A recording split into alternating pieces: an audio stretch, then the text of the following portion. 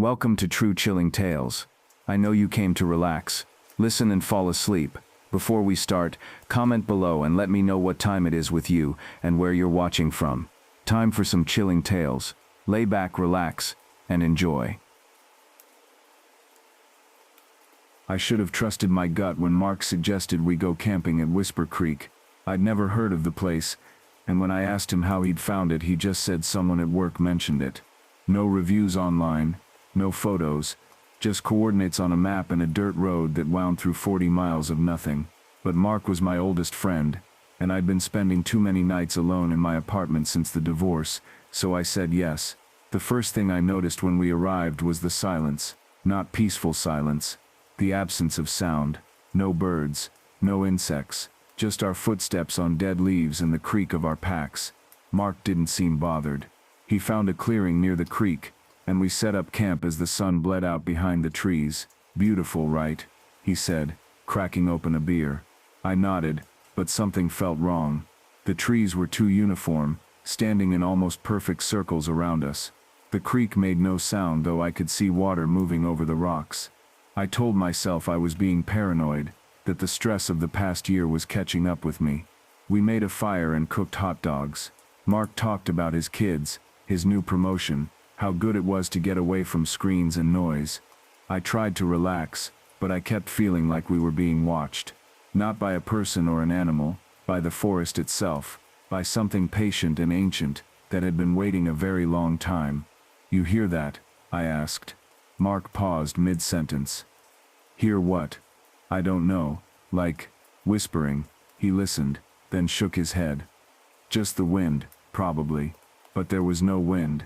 The air was completely still. We turned in around 11. I lay in my sleeping bag, listening to Mark snore in his tent 10 feet away. That's when I heard it clearly. Not whispering, something worse. It sounded like my name, repeated over and over in a voice I almost recognized. A voice from my past. It was Sarah's voice. My ex-wife. "David," it called softly. "David, please." My heart hammered against my ribs. Sarah was 300 miles away. Sarah had blocked my number 6 months ago, but that was her voice. I was certain of it, coming from somewhere past the tree line. "David, I need you." I wanted to wake Mark, but something stopped me. Pride, maybe, or fear that he'd think I was losing it. Instead, I unzipped my tent and stepped outside. The fire had burned down to embers, casting barely enough light to see my own hands. "Sarah," I whispered. The voice came again, farther away now. "I'm here, come find me." I grabbed my flashlight, and took a few steps toward the trees. The beam seemed weaker than it should be, swallowed by the darkness. I stopped at the edge of the clearing, every instinct screaming at me to turn back. "Please," the voice said. "I'm sorry about everything. I want to talk." That's what got me. Those words were exactly what I'd wanted to hear for months. I'd rehearsed 1,000 conversations in my head, imagined 1,000 scenarios where she realized she'd made a mistake. And now here she was, calling to me from the dark. I stepped into the trees. The temperature dropped immediately. My breath fogged in front of me. The flashlight flickered, and in that brief darkness, I saw shapes moving between the trunks, tall, thin figures that didn't move like people. When the light steadied, they were gone.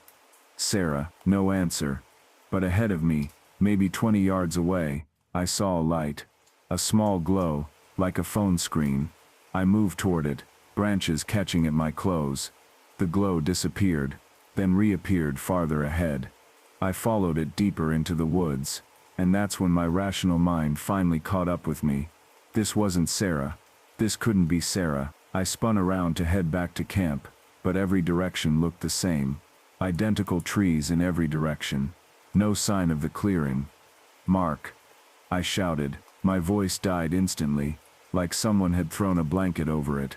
I tried again, louder, but it was the same. The sound went nowhere. Then I heard Mark's voice behind me. "David, where are you, man?" I turned. "I'm here." I got turned around. "Keep talking, I'll find you." I started speaking, describing where I thought I was, and I heard footsteps approaching. Relief flooded through me. But as the footsteps got closer, I realized they didn't sound right. Too light. Too fast. And underneath them, I heard something else, a wet sliding sound. Mark. My voice cracked. The footsteps stopped, just beyond my flashlight beam. I could see a shape there, man-sized but wrong somehow. Too tall, arms too long. Come closer, it said in Mark's voice. I can't see you. I ran. Branches tore at my face. My flashlight beam bounced wildly. Behind me, I heard multiple sets of footsteps now, and voices calling my name. Sarah. Mark. My mother, who'd been dead for 3 years. My college roommate. My first girlfriend. All of them calling, pleading, getting closer. I burst through a wall of brush, and fell hard, tumbling down an embankment. My flashlight flew from my hand, and I plunged into cold water. The creek. I'd found the creek. I dragged myself onto the far bank, and looked back. At least a dozen figures stood at the edge of the embankment, silhouetted against the trees. They were impossibly tall and thin, swaying slightly like kelp in a current. None of them followed me across the water. I stumbled along the creek until I found our clearing. Mark's tent was still there, his shape visible through the nylon, still sleeping. I wanted to wake him, to tell him we had to leave immediately, but my wet clothes and shaking hands would require explanations I wasn't ready to give. Instead, I built up the fire, and sat beside it, watching the trees until dawn. When Mark emerged from his tent in the morning, he looked at me like I'd lost my mind. I was still in my soaking clothes, covered in scratches, my eyes bloodshot from lack of sleep. What happened to you? We need to leave, I said, right now. Did you fall in the creek? Mark, please, we need to go. He studied me for a long moment, then nodded slowly. We packed in silence. He didn't ask questions, and I was grateful. As we loaded the car, I glanced back at the clearing, one last time. The trees stood in their perfect circles, silent and still. But now I could see what I'd missed before. The ground inside the circles was barren. Nothing grew there, and carved into each tree at eye level was a mark, a simple line that looked almost like a tally. They'd been counting. We drove away from Whisper Creek, and Mark finally asked, "Are you going to tell me what happened?" I wanted to. I opened my mouth, but the words wouldn't come. It was like in the forest, like my voice was being swallowed. I tried again, forcing the words out, but all that came was a whisper. Mark couldn't hear it. But I could. I could hear myself whispering from somewhere far away, calling my own name, over and over. And I realized with cold certainty that something had followed me back. That was 3 weeks ago. I haven't been able to speak above a whisper since. Doctors can't find anything wrong. Mark hasn't returned my calls. And every night, when I'm alone in my apartment, I hear voices outside my door. Friends. Family. Sarah. They're all out there now, calling to me, asking me to open the door, asking me to come outside. And the worst part, I'm starting to want to answer. I've hiked the Cascades dozens of times. I'm not some weekend warrior who shows up in brand new airy-eye gear without a map. I know what I'm doing out there, or at least I thought I did until last October. The trail was supposed to be a simple 6-mile loop near Stevens Pass. I'd done it twice before, once in summer, and once in early spring. Easy terrain, well marked, popular enough that you'd see other hikers every hour or so. I went up on a Thursday because I had the day off, and wanted to avoid the weekend crowds. The weather was perfect when I started, that crisp autumn air, leaves turning golden red, the kind of day that makes you grateful to be alive. I set out around 9 in the morning, planning to be back at my car by 2 at the latest. Everything was fine for the first hour. I recognized the landmarks, the split boulder near mile marker 1, the creek crossing at mile 2, the steep switchback section that always made my calves burn. The trail was exactly as I remembered it. Then I reached a junction I didn't recognize. I stopped and pulled out my phone to check the trail map I'd downloaded. No signal, but that was fine. I had the offline map, except when I looked at it, the junction wasn't there. According to the map, I should have been on a straight stretch with no turnoffs for another mile. I looked around. 2 paths diverged ahead of me, both looking equally worn and legitimate. Neither had a trail marker. I stood there for maybe 5 minutes, trying to figure out if I'd somehow taken a wrong turn earlier without noticing, but that seemed impossible. I'd been paying attention. I decided to take the right-hand path, figuring it would curve back to the main trail. The forest felt different here, though I couldn't quite say why. Darker, maybe, though the canopy wasn't any thicker. Quieter too. I hadn't realized how used to bird sounds I'd been until they stopped. After 20 minutes on the new path, I should have intersected with something familiar, but nothing looked right. The trees seemed older, their bark darker, and more deeply furrowed. The undergrowth was thicker, pressing in on both sides of the trail. I checked my phone again, still no signal, and now the offline map was showing my location as a blue dot in the middle of blank gray space, like I'd walked off the edge of the mapped world. I turned around and headed back to the junction. That's what you're supposed to do when you're lost, retrace your steps. Except when I got back to where the junction should have been, there was just one continuous trail. No fork, no second path, just the trail I was on, stretching in both directions. My heart started beating faster. I stood there, turning in circles, trying to make sense of it. I'd just come from that direction. There had definitely been 2 paths, but there was no evidence of it now, just a single worn trail through identical-looking forest in both directions. I chose a direction, the one I thought led back the way I'd originally come, and started walking faster. I told myself to stay calm. Panic is what kills people in the wilderness, not getting lost itself. I had water, some snacks, a jacket. Even if I had to spend the night out here, I'd be okay. But as I walked, nothing looked familiar. Not the trees, not the slope of the ground, not the way the light filtered through the branches. And the silence was getting worse. No birds, no squirrels, no insects, just my footsteps, and my breathing. Then I saw the backpack. It was sitting in the middle of the trail about 30 yards ahead, leaning against a tree trunk like someone had carefully placed it there. Dark green, covered in those patches people collect from national parks. As I got closer, my stomach dropped. I recognized one of the patches, a blue and white design from Olympic National Park. It was my backpack. The one currently on my shoulders. I looked down at my back, feeling the familiar weight, then looked up at the one on the trail, identical. Same patches, same wear patterns, same dangling carabiner on the side loop. I approached it slowly, like it might bite. When I was close enough, I crouched down and noticed the zipper was open slightly. I reached out to touch it, and my hand passed right through it like it was smoke or a projection. I stumbled backward and started running. I don't know how long I ran. Time felt wrong, stretched out and compressed simultaneously. The trail went on, never changing, just the same endless corridor of dark trees and packed earth. My lungs burned, and my legs ached, but I couldn't stop because stopping meant thinking about what I'd just seen, and I wasn't ready to think about it. When I finally had to stop, doubled over and gasping, I realized I could hear something, not birds or wind, something rhythmic and distant.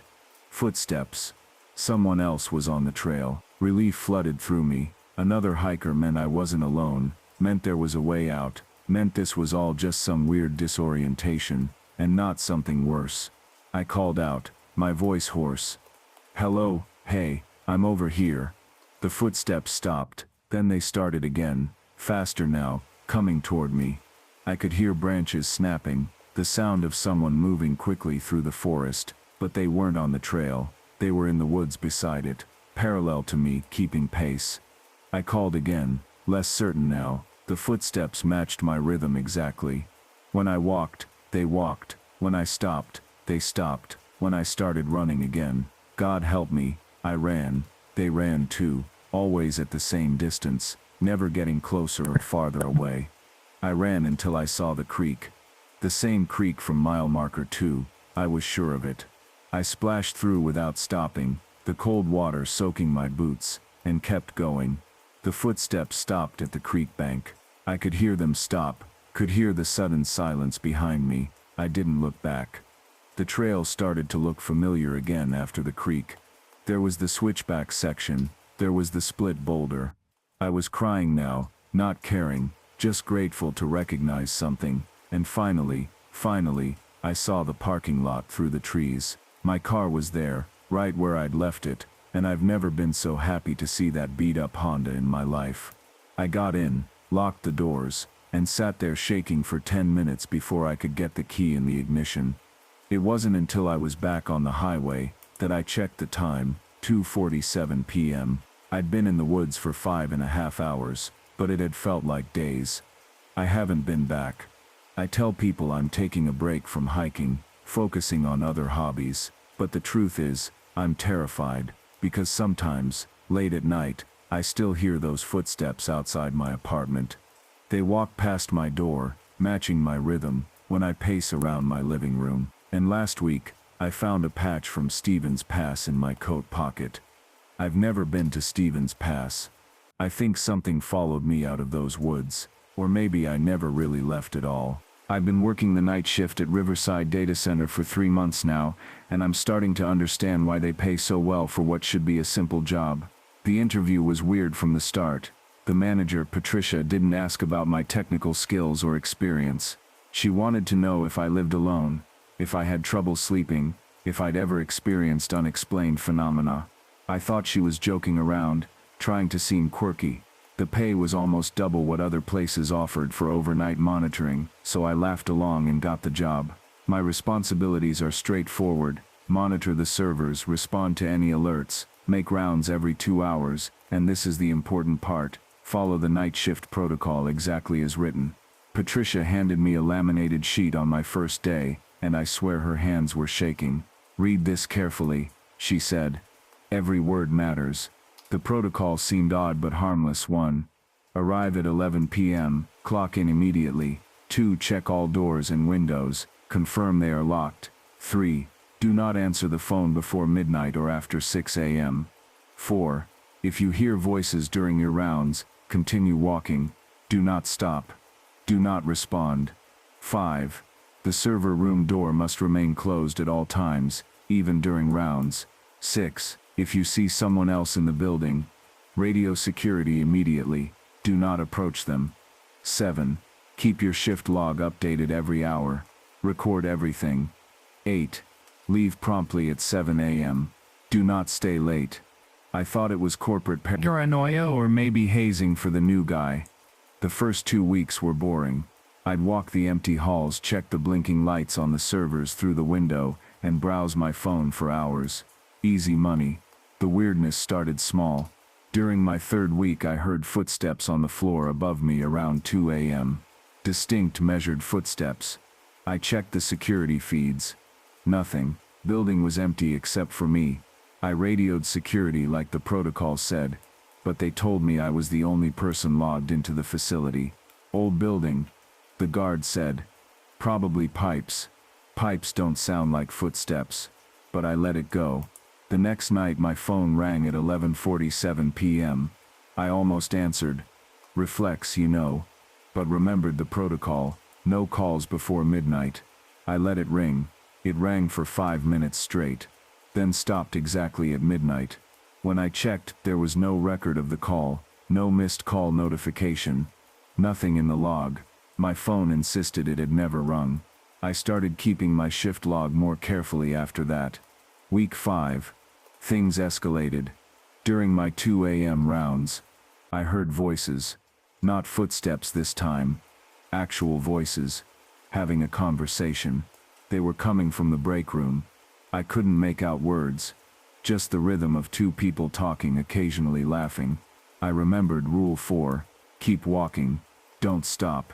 Don't respond. I wanted to look. God, I wanted to look so badly. But something in Patricia's expression when she'd given me the protocol made me keep moving. I walked past that break room like my life depended on it.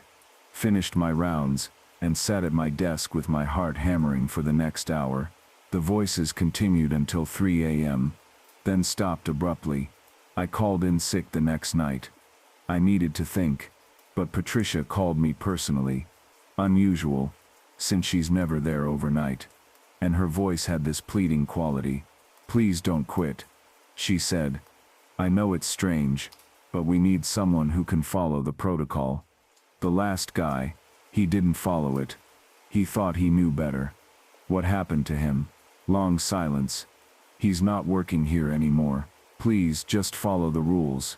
That's all you have to do." The desperation in her voice scared me more than the voices in the break room. But I needed the money. Student loans don't care about haunted data centers. I went back. For 2 weeks I followed the protocol religiously. Weird stuff kept happening. Phones ringing at prohibited times. Voices during rounds. And once, I swear I saw someone standing at the end of the hallway. Just standing there in the dark. I radioed security. They said the cameras showed nothing. I didn't investigate. I just went back to my desk and updated my log. Last night I messed up. It was 3:30 a.m. and I was doing my rounds. I'd gotten used to the voices by then. They showed up like clockwork around 2 a.m.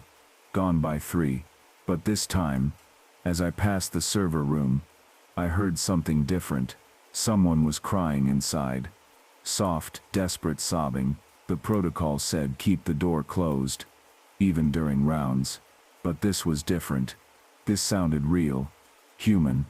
In pain. What if someone was hurt? What if there was an actual emergency? I put my hand on the door handle. It was cold. Colder than it should be. Cold enough that my palm stuck slightly to the metal. The crying got louder. "Please," a voice said from inside. "Please help me. It's so dark." I started to turn the handle. Then I remembered. If you see someone else in the building, radio security. Do not approach. But I hadn't seen anyone. I'd only heard them. I stood there, frozen, hand on the freezing door handle, while someone sobbed and begged for help on the other side. My brain was screaming at me to open it, to help. But something deeper, some instinct I didn't know I had, told me to walk away. I let go of the handle and stepped back. The crying stopped instantly. Complete silence. Then from inside the server room, I heard my own voice, not similar to my voice. My voice. Exactly. "Why won't you help me?" it said, perfectly mimicking my inflection. My accent. Everything. "I'm right here. I'm you. Why won't you help yourself?" I ran. I broke protocol. I stopped walking. I ran. But I didn't care. I got back to the security desk and didn't move until my shift ended. I checked the security footage this morning before I left. At 3:30 a.m., it shows me walking past the server room and continuing my rounds normally. There's no pause, no hand on the door, no moment of hesitation. The video shows me completing my rounds and returning to my desk. But I know what happened. I know I stopped. I know I almost opened that door. The footage also shows the server room door. It's closed in every frame. But in one frame, just one, at exactly 3:31 a.m., there's something standing in front of it. The image is corrupted, pixelated, but it's roughly human-shaped. And it's looking directly at the camera. I found a note on my desk when I clocked out. Patricia's handwriting. "Thank you for following the protocol. The previous employee opened the door.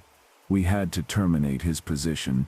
Please report for your shift tonight at 11 p.m. I'm sitting in my car now, outside the building. My shift starts in 20 minutes. I should quit. I should drive away and never come back. But the thing is, I looked up the previous night shift worker, found his social media. He hasn't posted anything in 3 months, since exactly when I started. But his accounts are still active. Someone's been posting from them. Recent photos, status updates, check-ins at places around town.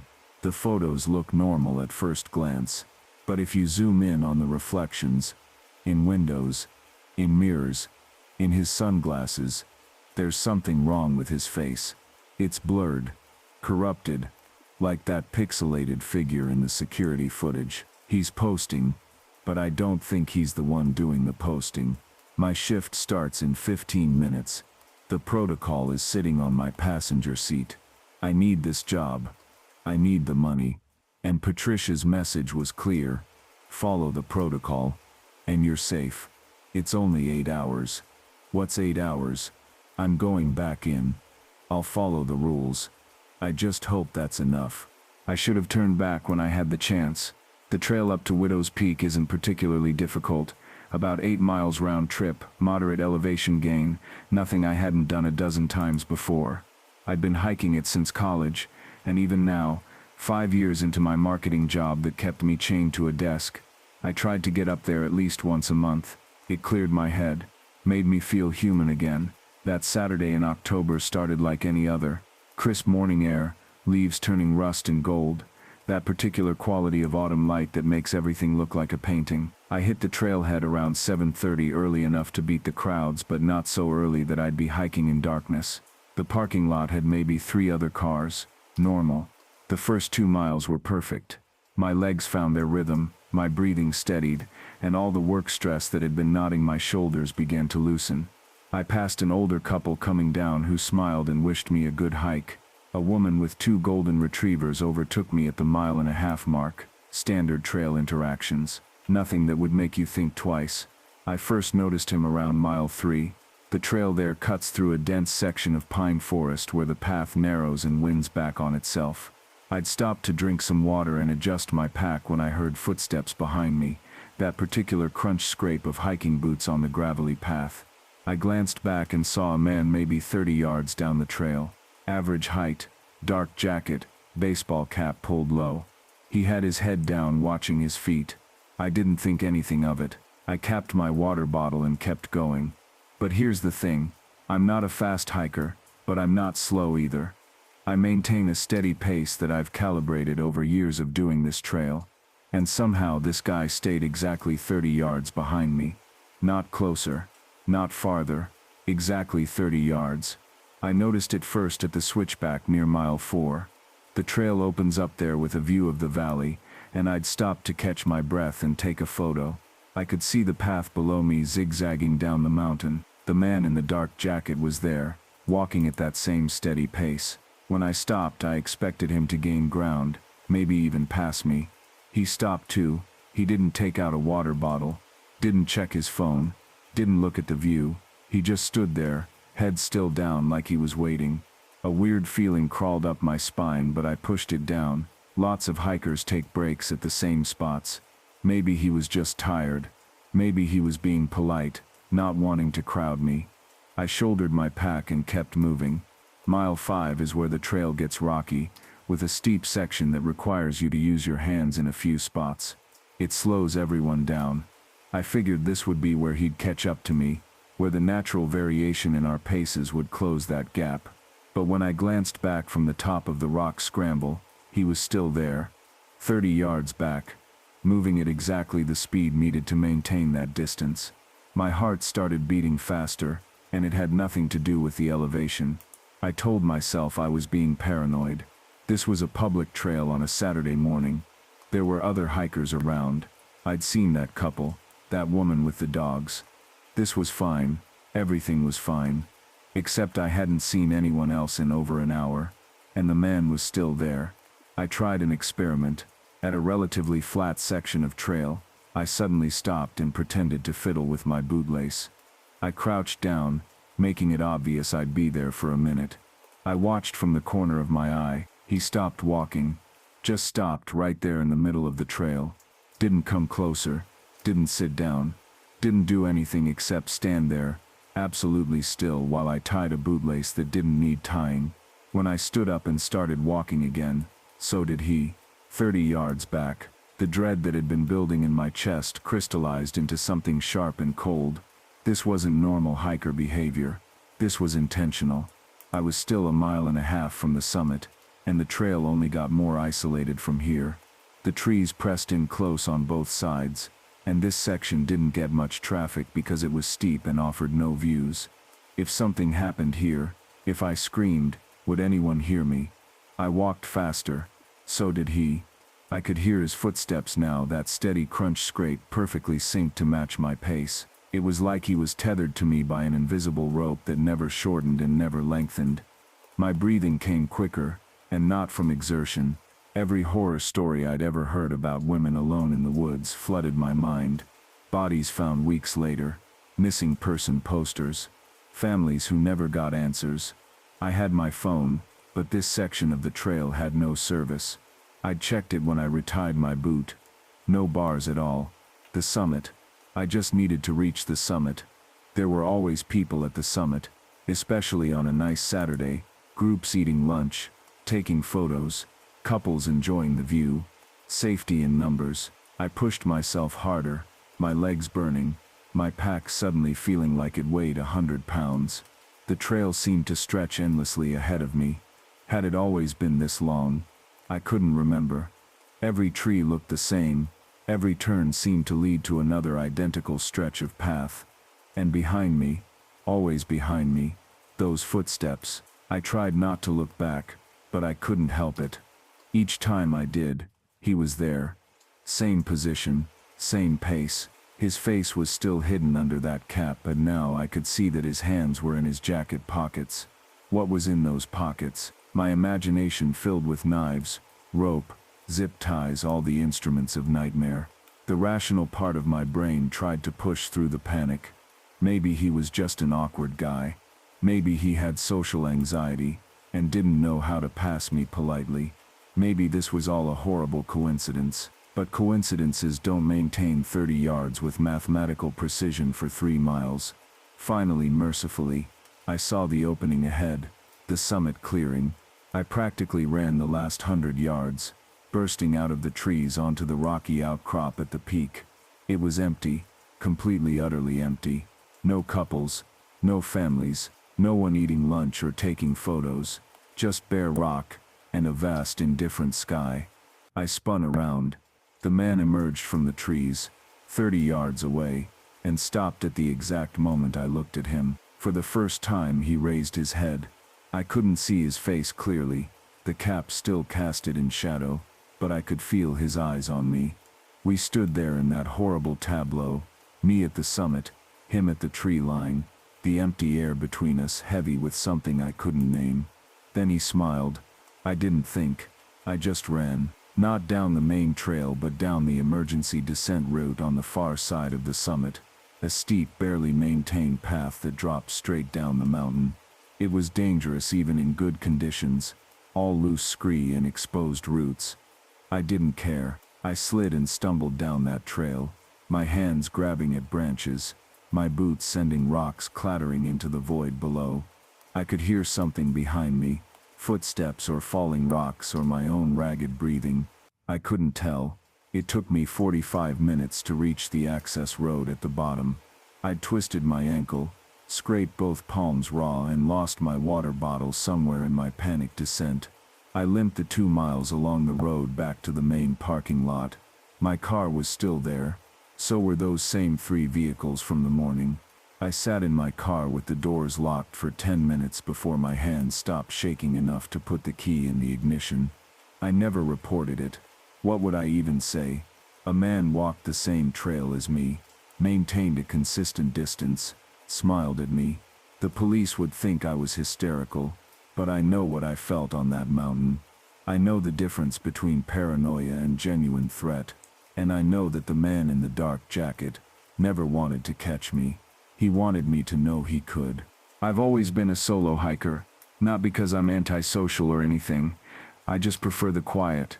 No small talk, no having to match someone else's pace, no feeling guilty when I want to stop and just breathe for a minute. The trail is where I go to be alone with my thoughts, and that Sunday morning in October was supposed to be no different. I'd chosen the Ridgeline Trail because it's less popular than the main routes. 12 miles, moderate difficulty, and on a chilly fall morning like that one, I figured I'd have it mostly to myself. The parking lot held only 2 other cars when I arrived at dawn, which was perfect. The first few miles were exactly what I needed. The forest was alive with autumn colors, and the air had that crisp bite that makes you feel awake and alert. I passed one elderly couple coming down around mile 2. They smiled, said good morning, and that was it. Normal, pleasant. I saw him for the first time at the overlook. I'd stopped to drink some water and take in the view.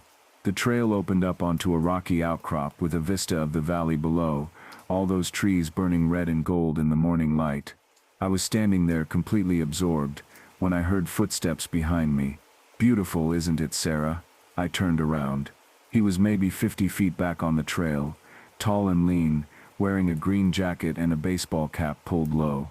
His face was shadowed, but he was looking right at me. My throat went dry. "I'm sorry. Do I know you?" "Just appreciating the view," he said, not answering my question. He didn't come closer, didn't move at all really, just stood there. I tried to remember if I'd seen him in the parking lot. Had he been in one of those other cars? Maybe he'd heard the elderly couple call me by name, though I was pretty sure we hadn't exchanged names at all. Maybe I knew him from somewhere and just didn't recognize him with the cap and the distance. "Right," I said, turning back to shoulder my pack. "Have a good hike." I set off at a faster pace than before. Something about the interaction felt wrong, though I couldn't pin down exactly what. He'd called me by name. That was the thing that kept circling back. He definitely said Sarah. I tried to shake it off. Maybe it was just a weird coincidence. Maybe he'd said sorry, and I'd misheard. The acoustics are strange on mountain overlooks, but 20 minutes later when I glanced back on a switchback, I saw him again. Same distance, maybe 50 or 60 feet back, matching my pace. My heart started hammering. I told myself not to panic. It was a linear trail. Of course we were going the same direction. Just because someone was behind me didn't mean they were following me. I picked up my pace anyway. The trail narrowed through a dense section of pine forest, and I lost sight of the path behind me. I kept walking faster now, my breath coming harder. When I reached another clearing, I stopped and pretended to check my phone, stealing glances back at the trail entrance. He emerged from the trees about a minute later, still the same distance back. Still that same steady pace. I wasn't imagining it. He was pacing me, staying just close enough that I couldn't lose him, but just far enough that it could be explained away as coincidence. I started to feel genuinely afraid. There's something about being alone in the woods that changes your threat assessment. In the city, there are witnesses, escape routes, people to call to. Out here, it was just him and me and miles of empty forest. My phone showed 1 bar of service, flickering. I thought about my options. I was about 6 miles in, which meant I was roughly at the midpoint. I could turn back, but that would mean walking toward him, maybe even having to pass him on the narrow trail. Or I could keep going, and hope to reach the far trailhead before what? Before whatever this was escalated. I decided to keep moving forward. For the next mile, I didn't look back. I just walked as fast as I could without breaking into a run. Running felt like it would acknowledge the fear, make it real. If I ran, I was prey. But then I heard his voice again, closer this time. "You're going pretty fast, Sarah, trying to tire yourself out." I spun around. He was closer now, maybe 30 feet back. Close enough that I could see his face more clearly under the cap. He had a thin smile, not threatening exactly, but not friendly either. Knowing, "Stop following me," I said, trying to keep my voice steady. "I don't know you, don't you?" He tilted his head. "Think carefully. And here's the thing that still haunts me. I did think I recognized something about him. The shape of his face maybe, or his voice. But I couldn't place it, and that made everything worse. Was this someone from my past? Someone I'd wronged somehow, an ex I'd forgotten? "I'm going to call for help," I said, pulling out my phone. "No signal here," he said pleasantly. "Won't be any for another 2 miles. How did he know that?" I turned and ran. I heard him behind me, not running, just walking at that same steady pace, but somehow the sound of his footsteps seemed to keep time with mine, no matter how fast I went. The trail blurred past me, tree branches whipped at my face. My pack bounced painfully against my back. I ran for what felt like forever, but was probably only 10 minutes before I had to stop, gasping, clutching my side. When I looked back, the trail behind me was empty. The relief was almost dizzying. I stood there, bent over, trying to catch my breath and listen over the pounding of my heart. Birds chirped normally, wind rustled the leaves. No footsteps, Maybe I'd actually lost him. Maybe he'd given up, turned back. I started walking again, still fast, still checking behind me every few seconds. The trail began to descend, and I recognized a landmark. I was getting close to the far trailhead. Another mile, maybe less. That's when I saw him ahead of me. Impossible. I'd left him behind. But there he was, standing right in the middle of the trail about 40 yards ahead, facing me, waiting. I actually stumbled backward. My mind couldn't process it. Had he somehow gotten ahead of me? Was there a shortcut I didn't know about? Or, and this thought made my blood turn to ice, was this a different person who just looked similar? "Sarah," he called out, and his voice sounded different now. Sad, almost. "Why are you running from me? Who are you?" I screamed. "What do you want?" He started walking toward me, and I backed away, then turned and ran off the trail into the forest. Branches tore at my clothes and skin. I had no idea where I was going, just away, anywhere away. I crashed through the undergrowth for maybe 5 minutes before I literally ran into someone, a young guy with a camera around his neck. A bird watcher. "Whoa, hey, you okay?" he asked, steadying me. "There's someone, he's following me." The bird watcher looked past me into the forest. "I don't see anyone. What happened?" I told him, gasping it out. He walked back to the trail with me, called out, looked around. "Nothing, no one. Let me walk you to the parking lot," he said gently. When we got there, my car was the only one left. The other two were gone. I reported it to the park rangers. They took notes, seemed concerned, said they'd increase patrols, but they never found anyone matching the description. No one else reported seeing him. The worst part. When I got home and looked through my photos from the hike, the ones I'd taken automatically on my phone's fitness tracker, there was one taken at the overlook. I'm in the foreground, looking at the view, and in the background, barely visible in the tree line, there's a figure in a green jacket. He's holding up a sign, but the resolution is too poor to read it. I zoom in as far as the image will allow, pixel by pixel, until I can just barely make out the words. I said hello at the funeral, Sarah. I haven't been able to place it yet. Whose funeral? When? But I'm looking through old photos now, going back years, and I'm not hiking alone anymore. I've never told anyone this story before, mostly because I know how it sounds, like some creepypasta nonsense or an urban legend people share around campfires. But it happened to me 6 months ago, and I still check my rearview mirror more than I should.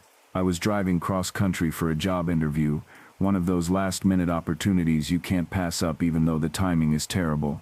My GPS had me taking Route 9 through Nevada, a stretch of desert highway that feels like it goes on forever. Around 11 p.m. my car started making this grinding noise that got progressively worse. I'm not a car person, but even I knew that sound meant trouble.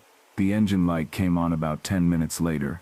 I was in the middle of nowhere, no cell service, and hadn't passed another vehicle in over an hour. Then I saw it, a faded sign for the Desert Rose Motel half a mile ahead.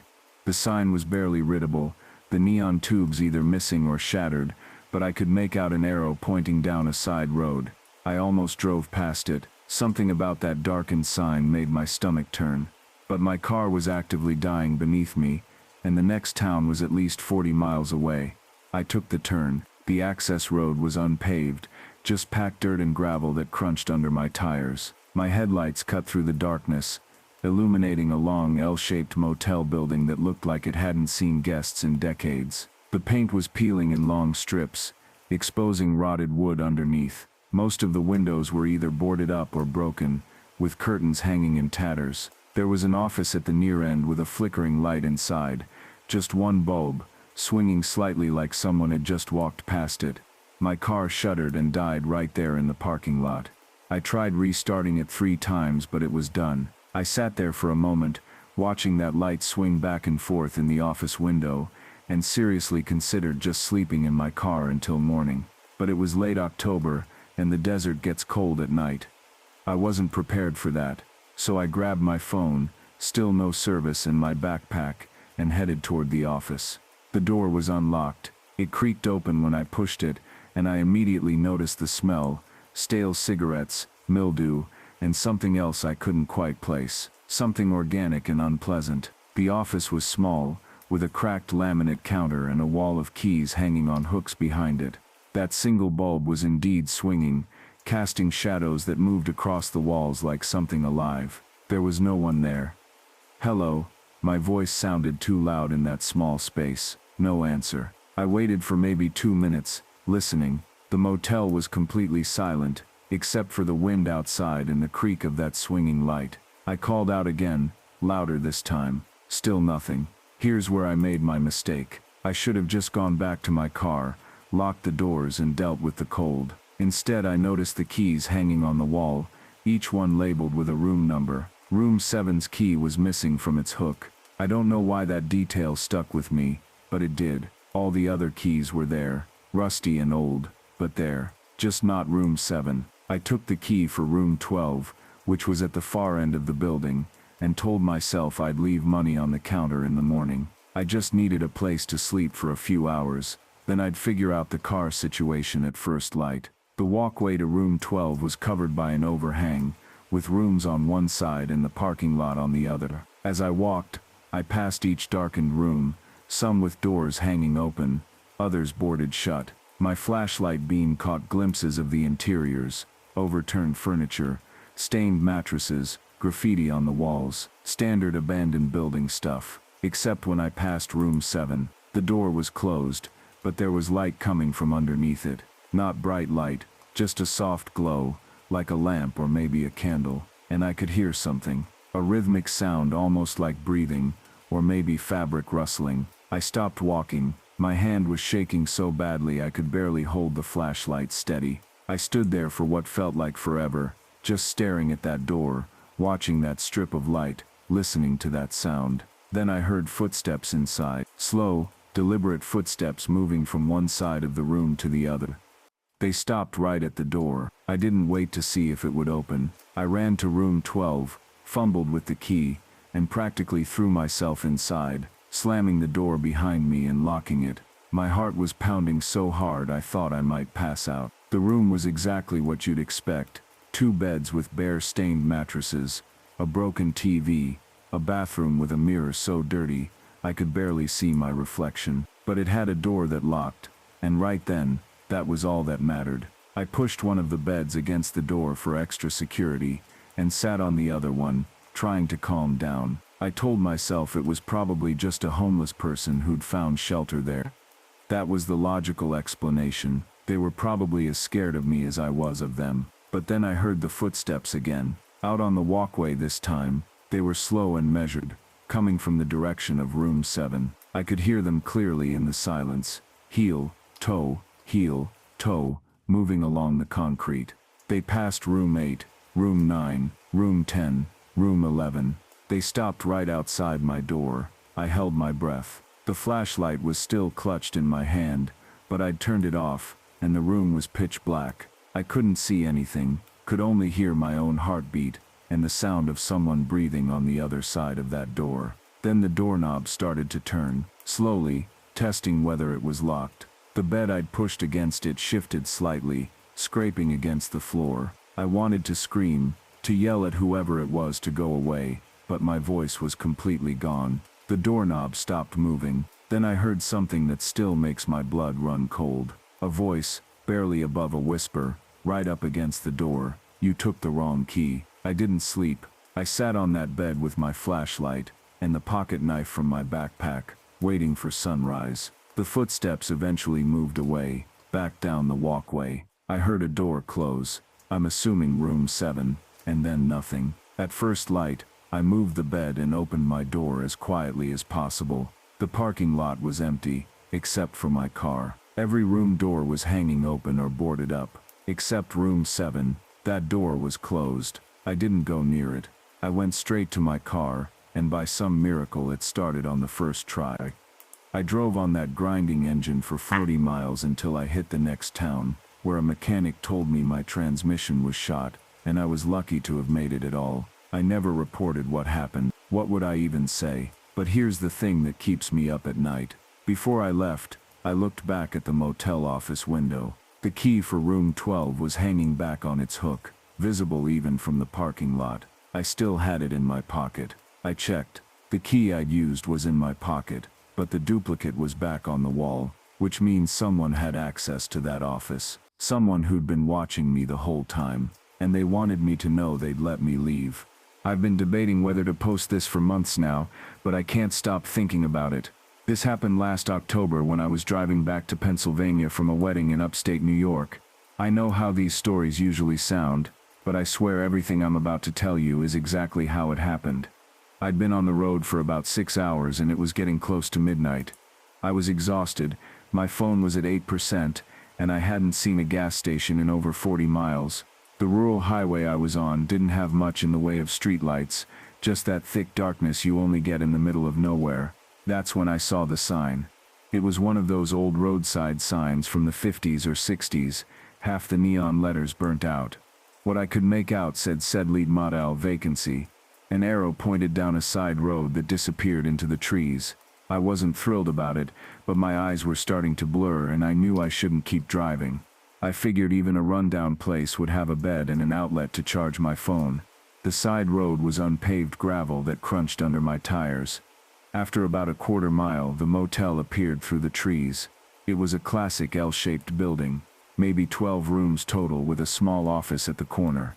The whole place had this faded turquoise paint job that probably looked cheerful once but now just seemed sad in my headlights. Most of the windows were dark. Actually, all of them were dark except for the office, which had a weak yellow light coming from inside. I parked in front of the office and sat there for a minute. Something felt off, but I couldn't put my finger on what. The place just seemed frozen in time, like it had been forgotten. There were no other cars in the parking lot. No sounds except for wind moving through the trees. The vacancy sign in the office window was illuminated though, so someone had to be there. I grabbed my phone and went inside. The office smelled like cigarettes and mildew. There was a small desk with one of those old bell-ringing service buzzers, a wall of keys on hooks behind it, and a doorway leading to what I assumed were the owner's quarters. A portable radio on the desk was playing static. "Hello?" I called out. No answer. I hit the buzzer. The sharp ding seemed way too loud. I waited about 30 seconds before an old man emerged from the back room. He was probably in his 70s, wearing a stained undershirt and suspenders. He didn't say anything, just looked at me with these watery, unfocused eyes. "Hi, I need a room for the night," I said. He stared at me for what felt like forever before nodding slowly. He turned to the wall of keys and grabbed one without asking any questions. No ID check, no credit card, nothing. He just slid a key across the desk. The plastic tag said 7 inches in faded numbers. $40, he said. His voice sounded like gravel. I gave him 2 20s. He didn't offer a receipt. Didn't tell me about checkout time or where the ice machine was. He just pocketed the money and shuffled back through the doorway, leaving me standing there. Room 7 was at the far end of the building. As I walked along the exterior corridor, I noticed that several of the room doors were hanging open slightly. Not wide open, just cracked a few inches, like someone had left in a hurry and not bothered to close them properly. The curtains in those rooms were drawn so I couldn't see inside, but something about those open doors made my skin crawl. My room was at the very end. The key stuck in the lock and I had to jiggle it before the door finally opened. The smell hit me immediately. Mildew, dust, and something else I couldn't identify. Something stale and organic. I flipped the light switch and a weak bulb in a ceiling fixture came on, casting everything in a dim yellow glow. The room was exactly what you'd expect. One sagging double bed with a faded floral comforter. A wooden dresser with a mirror. A small TV that looked like it was from the 80s sitting on a stand. A door led to a tiny bathroom. Everything was old but not quite abandoned. Like someone was maintaining it just enough to keep it technically functional. I plugged in my phone and collapsed onto the bed. The mattress springs creaked loudly under my weight. I was so tired I almost didn't care how sketchy everything felt. I just wanted to sleep for a few hours and get back on the road at first light. That's when I heard footsteps outside. Slow, deliberate footsteps on the concrete walkway. They came from the direction of the office and stopped right outside my door. I held my breath, staring at the door. The footsteps didn't continue. They just stopped. I waited for a knock that never came. After about 2 minutes of silence, I crept to the window and carefully pulled back the edge of the curtain. The walkway was empty. No one there, but I noticed something I hadn't seen before. Every single door along the corridor was now open. Not just cracked, fully open. My heart started pounding. I was certain those doors had been only slightly ajar before. Now they were all standing wide open, revealing nothing but darkness inside each room. I locked the door and pushed the dresser in front of it. My hands were shaking.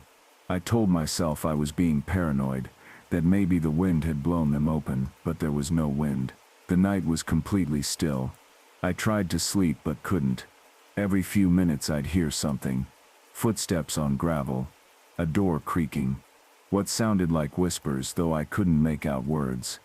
At one point I heard what I swear was someone trying my door handle, very slowly turning it back and forth, testing it. The dresser I'd pushed against it didn't budge, but I lay there in the dark, too terrified to move. Around 4 in the morning, my phone finally had enough charge to turn on.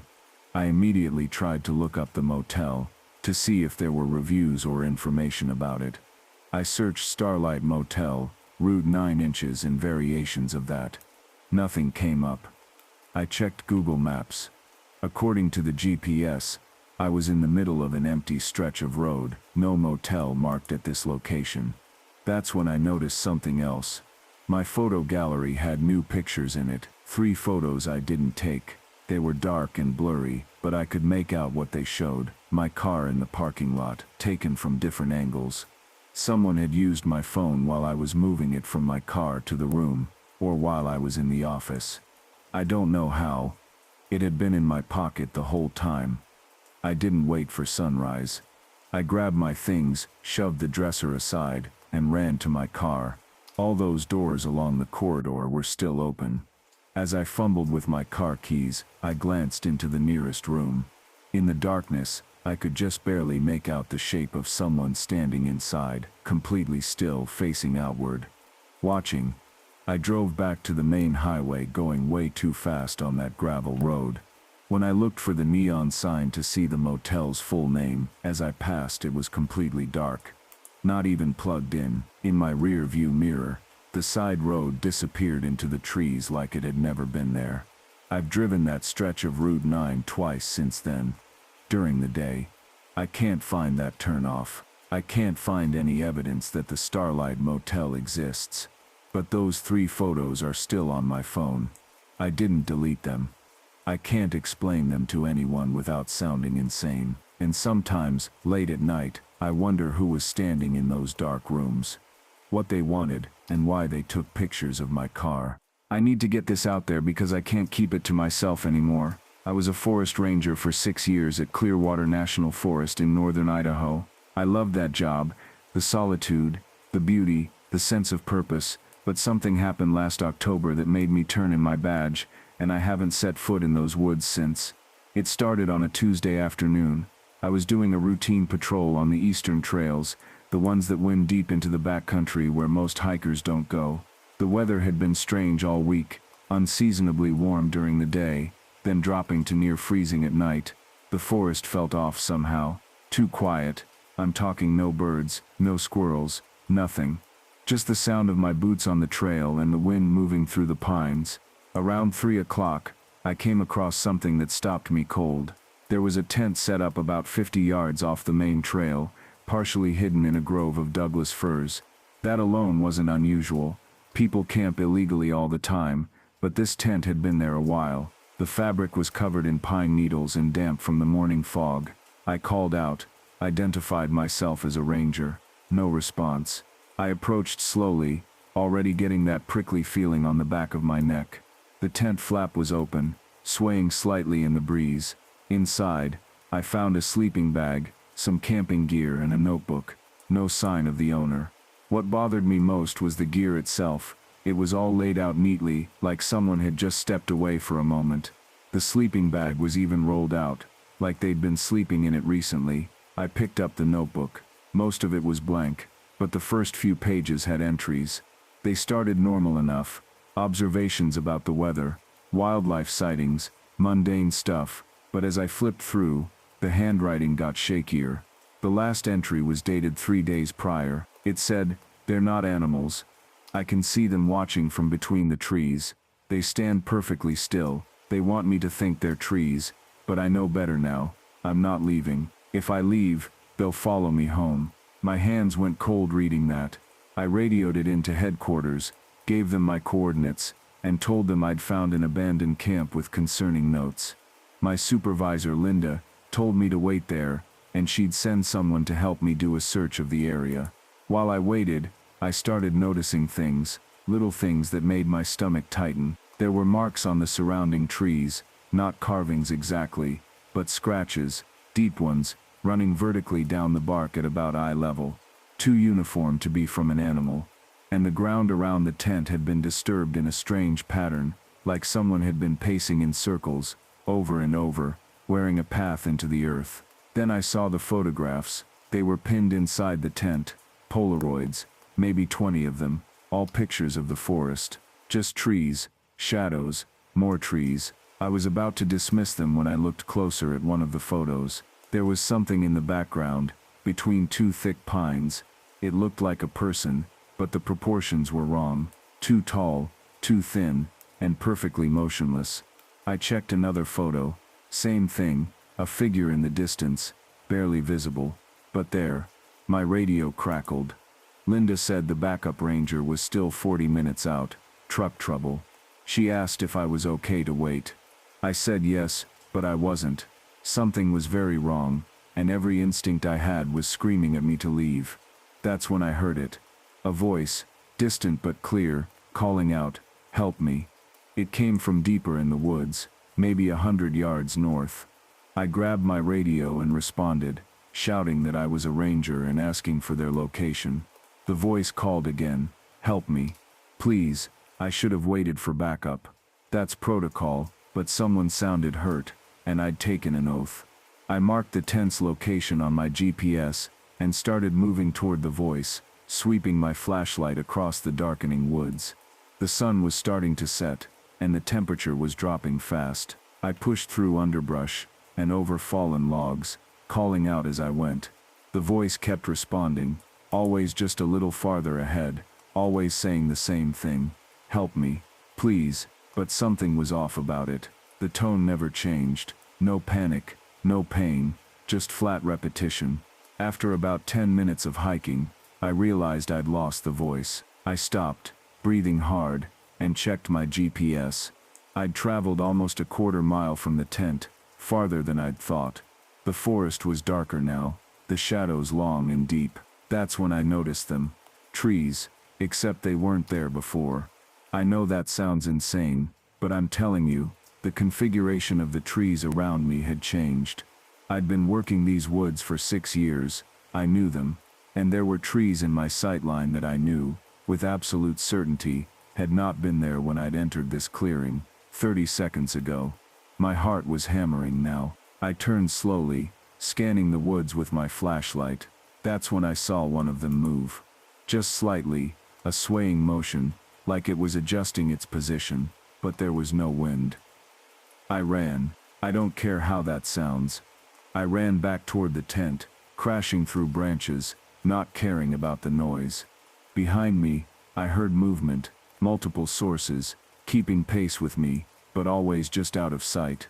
And that voice started up again, except now it was all around me, coming from every direction. "Help me, help me, help me." I made it back to the tent, and grabbed my radio, screaming for Linda, telling her I needed immediate extraction. She was asking questions, but I wasn't listening. I just kept moving, back to the main trail, not stopping until I hit the parking area where my truck was. I sat in that locked vehicle, with the engine running, until backup arrived an hour later. They searched the area for 3 days. They found the tent, the notebook, the photos, but they never found whoever had been camping there. No tracks leading away, no body, nothing. The photos disappeared from evidence. Linda told me they'd been misplaced during processing, which I know is bullshit. What really got me though, what made me quit, was what one of the search team members told me off the record. He'd been in the woods at dusk on the second day, when he'd noticed a line of trees at the clearing's edge.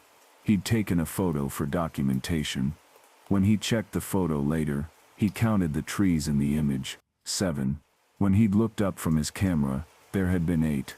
I handed in my resignation. 2 weeks later, Linda didn't try to talk me out of it. I think she knew. Sometimes now, when I'm driving at night, and pass a wooded area, I'll see something in my peripheral vision. A shape standing among the trees, too tall, too still. I never look directly at it. I just keep driving, and I never ever stop. I've been debating whether to share this for months now, but I need to get it out there. Maybe someone can explain what I saw. Maybe someone's experienced something similar. I don't know. What I do know is that I quit my job as a forest ranger 3 months ago, and I'm never going back into those woods. I worked for the National Forest Service in the Cascade Range for 4 years. It was my dream job, solitude, nature, helping people. I loved every minute of it until last September. That's when I was assigned to monitor the northern sector of our district, about 40 miles from the nearest town. It's remote up there. Cell service is non-existent. You're truly alone. The assignment was routine, a 2-week rotation checking trail conditions, documenting wildlife activity, and making sure no one was camping illegally in the backcountry. I'd done it dozens of times before. The ranger station I'd be using was a small cabin built in the 70s, basic but functional, wood stove cot, supplies, everything you need and nothing you don't. The first 3 days were perfect. Clear skies, cool temperatures, and the kind of silence that makes you remember why you chose this life. I hiked about 15 miles each day, marking trail damage from the previous winter storms, and photographing some elk that had moved into the valley early. On the 4th night, I found the first cache. I was about 2 miles from the cabin, following a game trail to check some motion-activated cameras we'd set up for wildlife surveys. That's when I noticed fresh digging near a fallen cedar. Not animal digging, this was deliberate. Someone had used a shovel. I almost walked past it, but something made me stop. Using a stick, I prodded the disturbed earth. About 6 inches down, I hit something solid, plastic. I cleared away enough dirt to see it was a large waterproof container, the kind you'd use for river rafting. I didn't open it. I know that sounds stupid. I should have checked, but every instinct told me to leave it alone. Here's the thing. People don't bury supplies 2 miles into restricted backcountry for innocent reasons. This wasn't someone's camping gear. The location was too remote, too deliberate. I marked the coordinates on my GPS, and covered it back up, planning to report it when I returned to the main station. I should have hiked out that night. Instead, I went back to the cabin. I kept telling myself it was probably nothing, maybe some preppers stashing supplies, maybe even another ranger who'd cached emergency gear and forgotten to log it. But I couldn't shake the feeling that I'd stumbled onto something I wasn't supposed to see. That night, I heard the footsteps. It was around 2 in the morning. I woke to the sound of someone walking around the cabin. Not an animal, these were deliberate, measured footsteps. Human footsteps. They circled the cabin twice, then stopped at the door. I lay frozen on the cot, my hand on the radio, though I knew it wouldn't reach anyone from here. The footsteps stayed at the door for what felt like an eternity. No knock, no voice, just waiting. Then they walked away. I heard them fade into the woods, heading north. I didn't sleep the rest of that night. At first light, I went outside to look for tracks. I found them easily. Boot prints, men's size 11 or 12, deep treads like hiking or work boots. They circled the cabin exactly as I'd heard, stopped at the door, then headed directly north toward the area where I'd found the cache. I radioed the main station as soon as I thought someone might be monitoring. Static. I tried 3 more times over the next hour. Nothing. The radio had worked fine 2 days earlier. I checked it. The battery was dead. Completely drained.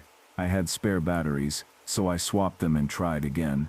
This time I got through. I explained the situation to my supervisor, Tom, trying not to sound paranoid.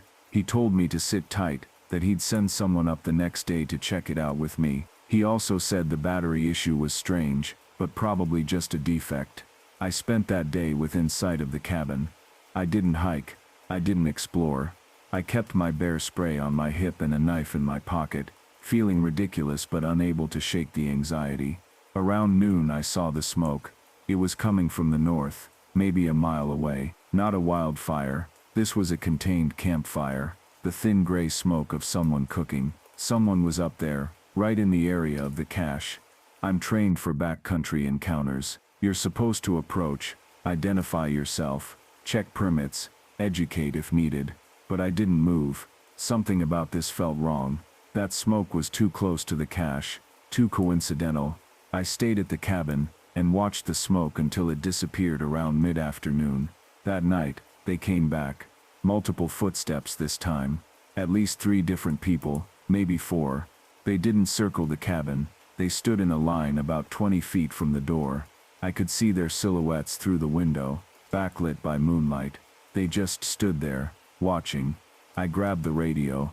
This is Ranger Collins at North Station. I have multiple individuals outside my cabin, unidentified, requesting immediate assistance. Static. I tried again. Nothing. The new battery was dead too. The silhouettes remained motionless for at least 20 minutes. Then without a sound, they turned and walked away. This time I heard them clearly. They were heading south, back toward the trailhead where I'd parked my truck. I didn't wait for morning. I packed my essential gear, left everything else, and hiked out in the dark using my headlamp. It was dangerous and stupid, but staying felt more dangerous. The entire 6-mile hike, I felt like I was being followed, though I never saw or heard anyone. My truck was fine, untouched. I drove straight through to the main station, and told Tom everything. He organized a search team for the next day. I led them to the cache location. The area had been excavated, the container was gone, and the earth had been carefully smoothed over. You'd never know anything had been there if I hadn't marked the coordinates. We searched for the campfire site, found nothing. No fire ring, no disturbed ground, no trash, nothing. Tom said I'd probably encountered illegal hunters or maybe people running drugs through the back country. He filed a report with local law enforcement. They investigated, found nothing, and the case went cold. But here's what made me quit. 2 weeks later, I was reviewing the photos from our wildlife cameras, the ones near where I'd found the cache. The cameras are motion activated, date and time stamped. On the night I heard the first footsteps, a camera about half a mile from the cabin had triggered. It captured an image at 2:14 a.m. The photo showed the trail in night vision, and standing directly in front of the camera, staring into the lens, was a person in dark clothing. Their face was partially obscured, but they were looking right at the camera, like they knew it was there, like they wanted to be seen. But that's not the worst part. In the metadata, I could see that same camera had triggered 63 times that night. 63 photos of that same person, standing in the exact same spot, taken at 30-second intervals. They'd stood there motionless for over 30 minutes, just staring into the camera. I showed Tom. He reported it to law enforcement again. They said it was probably someone lost or disoriented, but I counted the other cameras in the area. Between the cache site and my cabin, there are 4 cameras. All 4 triggered that night. All 4 captured the same thing. Figures standing motionless, staring directly into the lenses, for extended periods. They knew where every camera was. They knew I was there, and they wanted me to know they knew. I handed in my resignation the next day. Tom tried to convince me to stay, said it was probably just poachers trying to intimidate me. But poachers don't move like that. They don't coordinate like that. And they don't drain batteries remotely. I still don't know what was in that cache. I don't know who those people were or what they were doing in that forest. And honestly, I don't want to know. Some questions aren't worth answering. I just know that something is happening in that northern sector. And whatever it is, the people involved are organized, patient and very aware of how to move through those woods undetected. If anyone reading this works in the Cascades, or hikes up there, be careful in the northern sectors. If you find a cache, don't investigate it, mark it, and leave. And if you hear footsteps around your camp at night, hike out. Don't wait for morning. I've debated posting this for months now, but I need to get it off my chest. Maybe someone else has experienced something similar, or maybe I just need to write it down to process what happened. Either way, this is completely true. and it still keeps me up at night. This happened back in March. I'm a 28-year-old woman living alone in a rental house in suburban Oregon. It's one of those older homes built in the 70s, 2 bedrooms, hardwood floors, a partially finished basement I use for storage. The neighborhood is quiet, mostly families and retirees. I'd lived there for almost 2 years without incident. The first thing I noticed was small, so small I almost dismissed it entirely. I came home from work on a Tuesday evening and found the kitchen chair pulled away from the table. Not dramatically, just out, like someone had been sitting there. I live alone. I'm obsessive about pushing chairs in. It's just a habit, but I convinced myself I'd forgotten that morning in my rush to leave. 2 days later I couldn't find my phone charger. I always keep it plugged in next to my bed. Always. I tore my bedroom apart looking for it before finally finding it on the kitchen counter. Again I rationalized it. Maybe I'd grabbed it in the middle of the night, half asleep, charging anxiety about my battery dying. Then the bathroom thing happened. I came home late on Friday after drinks with coworkers, probably around 11 p.m. I unlocked the front door, kicked off my shoes and headed to the bathroom. The toilet seat was up. I froze in the doorway, staring at it. I never ever leave it up. There's no reason I would. I'm a woman living alone. My heart started pounding. I checked every room, every closet, the basement.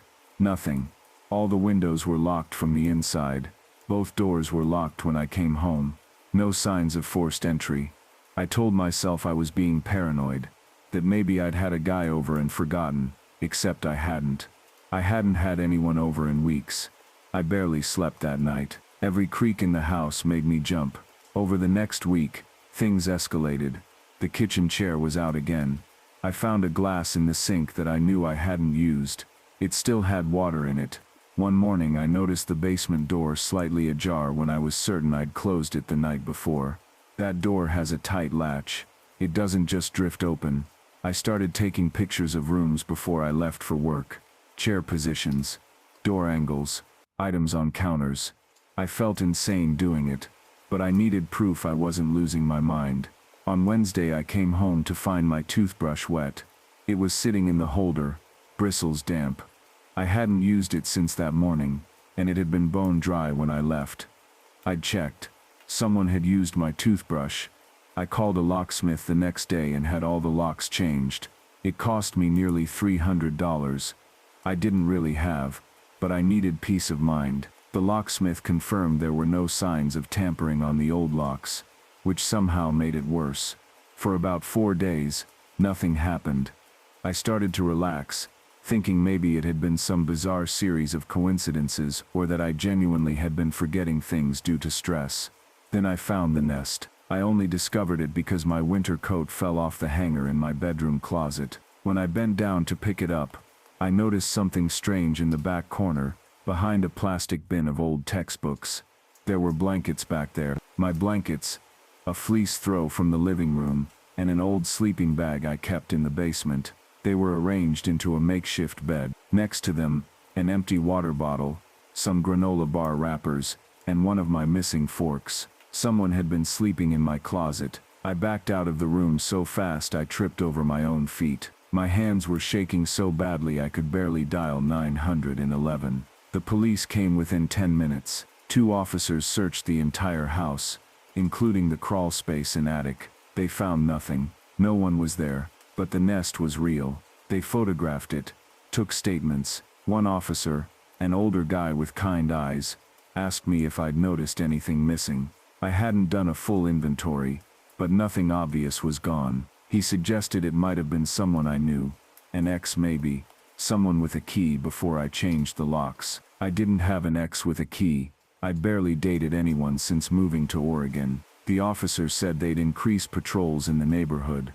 But realistically, without catching someone in the act, there wasn't much they could do. They suspected whoever it was had a key to the old locks, and had been coming and going while I was at work. Now that the locks were changed, I should be safe. I couldn't stay in that house. I packed a bag and stayed with a coworker for a week. When I finally returned, I'd installed security cameras, one at the front door, one at the back, one in the hallway. I moved everything out of that closet. I pushed a dresser in front of the basement door. Nothing happened for 3 weeks. The cameras showed nothing but me coming and going. I started sleeping through the night again. Then last week I was going through my camera roll, deleting old photos to free up space. I found a photo I didn't take. It was buried in my camera roll from back in February, before any of this started. The photo was taken from inside my bedroom, pointed at my bed, at me sleeping in it. The angle suggested it was taken from the closet. I checked the metadata. It was taken at 3:47 a.m. on a Thursday night, February 9th. Whoever had been in my house, they'd been there long before I ever noticed. They'd been watching me sleep. I moved out 2 days later, broke my lease, lost my deposit. I don't care. I'm staying with family now, 2 hours away. I filed another police report about the photo, but they said without being able to identify who took it, there's nothing to investigate. The part that haunts me most is this. I went back one last time to grab the rest of my things. I needed my winter clothes from the basement. When I opened the storage bins down there, I found something I'd never seen before. A notebook tucked between some old sweaters. It wasn't mine. Inside were dates and times. My work schedule, perfectly logged for weeks. Notes about when I came home, when I left, when lights went off. The last entry was from the day after I'd changed the locks. It just said locks changed. We'll wait. That's when I realized the cameras I'd installed only covered the doors. They never checked the basement. The basement has an old coal chute that the landlord said was sealed from the outside. I never checked if it actually was. I left everything down there. I haven't been back. The landlord can deal with it. But here's the thing that makes my blood run cold. Last night, I got a friend request on Facebook from a profile with no picture, no posts, and no mutual friends. The profile name was just a string of numbers. When I searched those numbers, I realized what they were. They're the address of my old house. I haven't accepted the request, but I can see they sent a message. It's sitting in my message request folder. I'm too terrified to open it. Part of me thinks I should. Part of me knows I never should. But the notification is still there, waiting, and I keep wondering, how did they find my new profile? I have privacy settings. My last name isn't common. There's no way they should have been able to find me, unless they already knew more about me than I ever realized. I don't know what to do. I don't know if I'll ever feel safe again, and I really don't know if I should open that message. I've been debating whether to share this for months now, but I need to get it off my chest. This happened last October, and I still can't explain what I experienced. I'm hoping someone here might have answers, or at least tell me I'm not losing my mind. My uncle owns about 40 acres of wooded property in northern Pennsylvania. It's pretty remote, the kind of place where you don't see your neighbors because they're miles away. I'd been there plenty of times growing up, but I hadn't visited in years. Last fall I needed to get away from the city for a while, clear my head after a bad breakup, and my uncle offered to let me stay in his cabin for a long weekend. The first 2 days were exactly what I needed. Quiet, peaceful, no cell service to tempt me into checking my ex's social media. I spent most of my time reading on the porch, and taking short walks along the trail that looped around the property. My uncle had shown me the path when I arrived. It was well marked with orange tape tied to trees every 50 feet or so. On the third day I decided to go for a longer hike. It was around 2 in the afternoon. Plenty of daylight left. The weather was perfect, cool and crisp, with that earthy smell autumn woods have. I followed the main trail for about 20 minutes, then noticed a deer path branching off to the right. I'm not sure why I decided to follow it. Curiosity, I guess. Stupid curiosity. I told myself I'd only go a little way, just to see where it led. The deer path was narrow but visible enough, weaving between thick oak and pine trees. I kept looking back to make sure I could see where I'd come from. After maybe 10 minutes, I reached a small clearing with a fallen tree and decided that was far enough. I sat on the log for a few minutes, enjoying the silence. That's when I realized how quiet it actually was. No birds, no rustling leaves. Nothing. Just this heavy, oppressive silence that made my ears ring. I've been in quiet places before, but this felt different. Wrong. Somehow, I stood up to head back, but when I turned around I couldn't find the deer path. I mean, I'd literally just walked through there, but the undergrowth all looked the same, dense and tangled, with no clear route back. I tried to retrace my steps, pushing through branches and brambles, but nothing looked familiar. I checked my phone, no service obviously, and it was 2:47 p.m. I had at least 3 or 4 hours of daylight. I wasn't panicking yet. I knew I'd been walking generally east from the main trail, so if I headed west, I'd eventually hit either the trail or the property line. I used the sun to orient myself and started walking. After about 30 minutes of steady hiking through increasingly thick woods, I should have hit something. The property wasn't that big, but I just kept finding more trees, more undergrowth, more of the same endless forest. The silence continued too. It was unnatural. Even my footsteps seemed muffled, like the forest was swallowing sound. That's when I started to feel watched. I can't explain it better than that. You know that prickling sensation on the back of your neck? That instinctive awareness that something's focusing on you. I kept spinning around, expecting to see a deer, or maybe a bear, but there was never anything there. Just trees and shadows. I checked my phone again, 3:34 p.m. I'd been lost for almost an hour, my chest was getting tight, and I was starting to sweat despite the cool air. I decided to try a different approach, pick a direction and walk in a perfectly straight line. Eventually I had to hit a road, a fence, something. I found a distinctive tree, a birch with a split trunk, and made sure to keep the sun on my left side, walking what I thought was a straight line south. I walked for what felt like forever, climbing over logs, pushing through brush that scratched my arms and face. Then I saw the birch tree again. The same one with the split trunk. I'd walked in a complete circle. That's when the panic really set in. My heart was hammering, and my hands were shaking. It was after 4 o'clock now, the sun was getting lower, and the shadows were stretching long between the trees. I had maybe 2 hours of useful daylight left, and I was completely hopelessly lost. I tried to calm down, tried to think logically. I sat down and drank some water from the bottle I'd brought. I decided to try following a stream if I could find one. Water flows downhill, streams lead to rivers, rivers lead to civilization.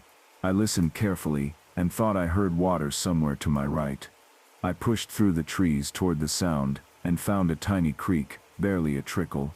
But it was flowing, and I followed it downstream, hoping it would lead somewhere. The sun was sinking fast now, and the temperature was dropping.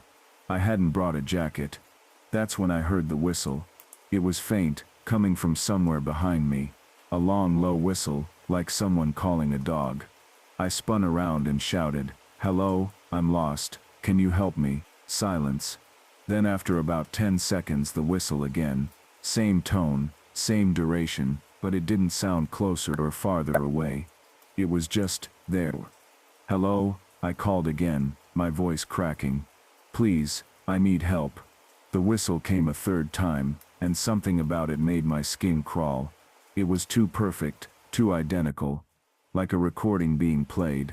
And underneath it, I thought I heard something else, footsteps maybe, keeping pace with me but staying just out of sight. I stopped following the stream, and just ran. I didn't care about direction anymore. I crashed through branches, stumbled over roots, my breath coming in ragged gasps. The light was fading fast, everything turning gray and indistinct. Then I broke through a line of trees and almost sobbed with relief. I was on the main trail. I recognized the orange markers. I didn't question it, didn't wonder how I'd found it. I just ran, following those orange strips of tape back toward the cabin. I burst out of the woods, just as the last light was dying. The cabin was right there, maybe 100 yards away. I'd never been so happy to see electric lights in my life. My uncle was on the porch, having a beer. He looked surprised to see me sprinting out of the trees. "You okay?" he called out. "You look like you've seen a ghost." I was breathing too hard to answer right away. When I caught my breath, I told him I'd gotten lost, that I'd been wandering for hours. He frowned. "Hours? You've only been gone about 45 minutes. I saw you head out after lunch." I checked my phone. It was 3:21 p.m., but I'd checked it multiple times in the woods. I'd watched it go from 2:47 to 3:34 to after 4 o'clock. I'd watched the sun get low. I'd felt the temperature drop. I tried to explain, but my uncle just looked concerned, like he thought the isolation was getting to me. I dropped it. I left the next morning, cut my trip short. I told my uncle I had work stuff come up, but really, I just couldn't stay there anymore. Here's the thing that still keeps me up at night though. When I got home and unpacked, I found something in my jacket pocket. A strip of orange tape, tied in a careful knot. The kind my uncle used to mark the trail, but I wasn't wearing that jacket in Pennsylvania. I'd left it in my car the whole trip. I don't know what I encountered in those woods. I don't know if I was really lost for 45 minutes or 4 hours. And I don't know who or what was whistling at me in the trees. But I know I'm never going back there. Some places don't want to let you leave. I've never told anyone the full story about what happened at Blackwood State Park last October. My friends know I won't go camping anymore, but they don't know why. They think I'm being dramatic. I wish I was. I'm a pretty experienced hiker. Been doing solo trips for years, always careful, always prepared. Blackwood was supposed to be an easy 3-day loop. Nothing extreme, just some time to clear my head after a brutal work quarter. The weather forecast was perfect, and I'd done harder trails a dozen times before. The first day was exactly what I needed. The trail was well marked, the fall colors were stunning, and I didn't see another soul after the first 2 miles. By late afternoon, I'd set up camp near a small creek, about 8 miles in. I made dinner, read a bit by headlamp, and fell asleep to the sound of running water. I woke up around 2 a.m. to use the bathroom. That's when I noticed the light. Through the trees, maybe a quarter mile away, I could see what looked like a flashlight beam sweeping back and forth, slowly, methodically, like someone was searching for something. I watched it for a few minutes, trying to decide if I should be concerned. It wasn't that unusual. Other campers sometimes hiked at night, though it was pretty late. The beam moved in a strange pattern though, not like someone walking a trail, more like someone combing through the woods off path. I crawled back into my sleeping bag, and eventually fell back asleep. In the morning, I'd almost convinced myself I'd dreamed it, but then I saw the flyer. It was zip-tied to a tree at the intersection where my trail continued north. A missing person poster. The paper was already weathered, ink running from recent rain. The photo showed a guy in his 30s, brown hair, wearing a green jacket. His name was Marcus Chen. Last seen 2 weeks ago on this same trail system. I stood there staring at that flyer, longer than I should have. Something about it made my stomach turn. Maybe it was the timing, that light I'd seen just hours before. Maybe it was the fact that I was alone in the same woods where someone had vanished. I pulled out my phone to take a picture of the flyer, but I had no signal. I hadn't expected one this deep in. I should have turned back. That's what bothers me most now. I had this clear moment where my gut said go back, and I ignored it. I told myself I was being paranoid. I'd paid for the parking permit, driven 3 hours, packed all this food. Turning around after one night felt like giving up. So I kept going. The trail got quieter as I pushed deeper into the park. No bird sounds, no squirrels rustling in the leaves. Just my footsteps and my breathing.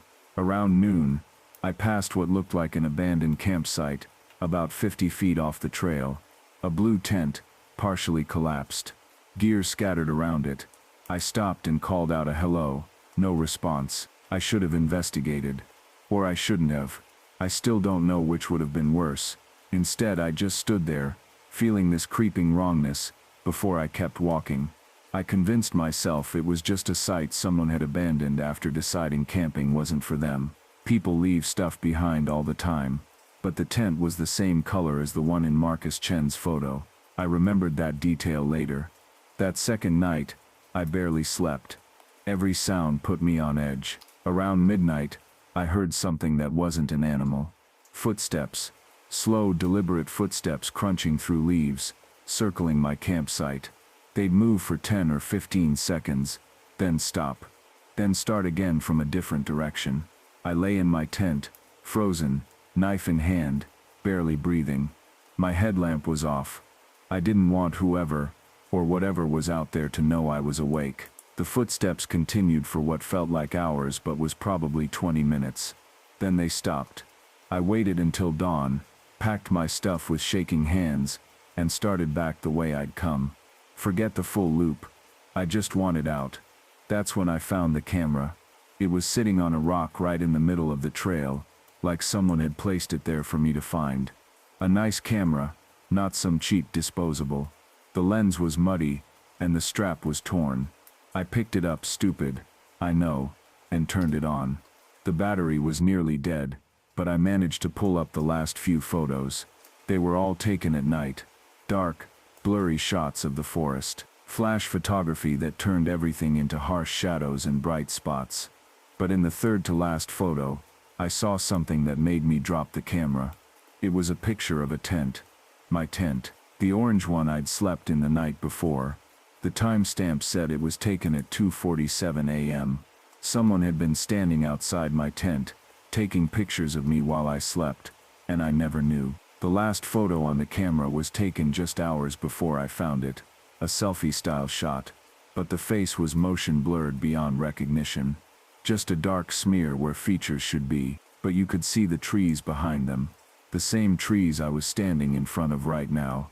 I ran. I'm not proud of it, but I ran the entire 5 miles back to the trailhead, my pack slamming against my back, lungs burning. I didn't stop until I reached my car. When I got home, I went straight to the park's website and found the ranger contact form. I told them about the camera, the abandoned campsite, everything. They thanked me and said they'd look into it. 3 days later, I got a call from a park ranger. They wanted to know the exact location of the campsite I'd seen. I gave them my best estimate based on my GPS log. The ranger was quiet for a moment, then asked me to describe the tent again. When I did, he thanked me and said they'd be in touch. They never called back. I've checked the news obsessively for months. Marcus Chen is still listed as missing. No updates, no body found, no explanations. The search was called off after 3 weeks. But here's the thing that keeps me awake. Last month, I got a notification that someone had tried to airdrop me a photo. I was at a coffee shop in town, nowhere near Blackwood. I declined it without thinking, but I caught a glimpse of the thumbnail. It was a picture of a tent, an orange tent. In the dark, I don't know if it was my tent. I don't know if it was even from that trip. But the person who tried to send it was listed as Marcus's iPhone. I blocked the device, changed my phone settings, told myself it was a coincidence, a prank, some kind of spoof device name. But I can't stop thinking about those footsteps circling my tent in the dark, or that blurred face on the camera.